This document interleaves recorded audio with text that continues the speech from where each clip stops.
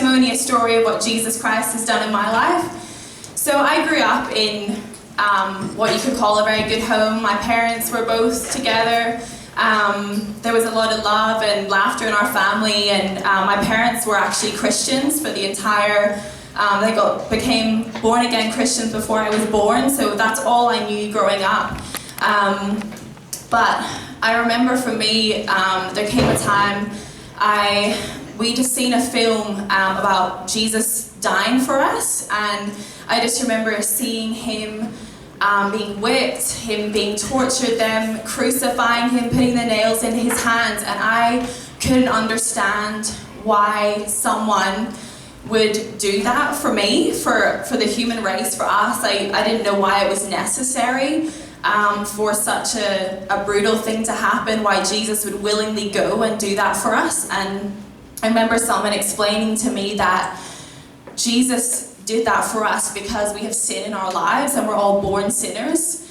And the fact is that we can do nothing to change that about ourselves in our own strength. That no matter how good a person I was, no matter how my parents being Christians, me being going to church every Sunday, that didn't change anything. I had to accept what Jesus Christ did on the cross for myself and receive the forgiveness and the blood that he shed on the cross, and ask him to forgive me, and that blood would wash away my sin, the things that I'd done wrong. And it wasn't even that I was necessarily at an age where, I had done a lot of wicked things, but that didn't change the fact that I was born as a sinner. That's a natural thing that was in me. And so I remember praying that prayer, and I accepted Jesus into my life, asked him to wash away my sin. And it's just been incredible since then. I've even going through school, I've watched my friends make decisions for things like alcohol, for drugs, for going out partying, and I've constantly had to make a decision, is it worth living for Jesus, or should I go and do what my friends are doing? But I remember thinking that my parents lived that life. They used to be into drugs, they used to be into alcohol, and they left all that behind to give their lives to Jesus Christ. And they were still living for him, and so I thought, no, it's worth it, it's definitely worth it. And so I stayed living for Jesus. I'm not saying I was perfect, I made some mistakes, but Jesus is so graceful, so merciful, and he loves us so much, and he's helped me along the way. And now I compare my life to my friends. A lot of them are depressed. All they have is going to parties at the weekend. They wake up hungover the next day.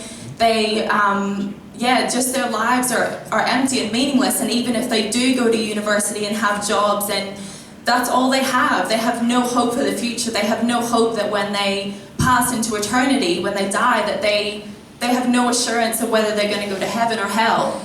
And they don't even think about it. And so tonight, I know that if I was to pass into eternity, that I would go to heaven because of my relationship with Jesus and because he's in my life. And he's washed away my sin. And you're here tonight, and you have such a great opportunity in front of you to either accept Jesus or reject him. And I would encourage you, don't leave tonight without having accepted him, because heaven and hell are real, and eternity is coming soon, and you cannot waste any more time. You've got to give your life to him, and it's the best decision I ever made.